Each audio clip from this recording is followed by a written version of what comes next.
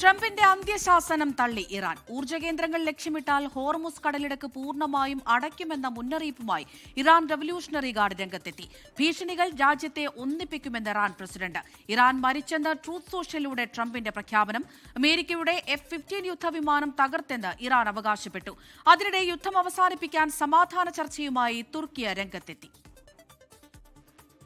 48 മണിക്കൂറിനുള്ളിൽ ഹോർമുസ് കടലിടുക്ക് തുറക്കണമെന്ന president Donald ട്രംപിന്റെ നിർദ്ദേശത്തിന് പിന്നാലെയാണ് IRGCയുടെ പ്രതികരണം.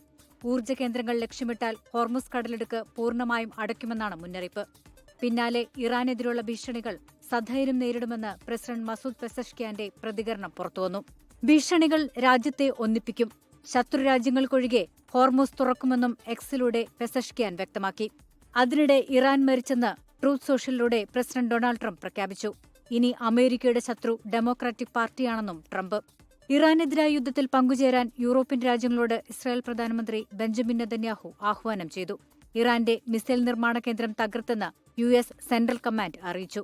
ഹോർമുസിന്റെ തെക്കൻ തീരത്ത് വെച്ച് അമേരിക്കയുടെ F-15 യുദ്ധവിമാനം തകർത്തെന്ന് അവകാശപ്പെട്ട ഇറാൻ ദൃശ്യങ്ങളും പുറത്തുവിട്ടു. പശ്ചിമേഷ്യൻ യുദ്ധം അപകടകരമായ ഘട്ടത്തിലാണെന്ന് ലോകാരോഗ്യ സംഘടന മുന്നറിയിപ്പ് നൽകി.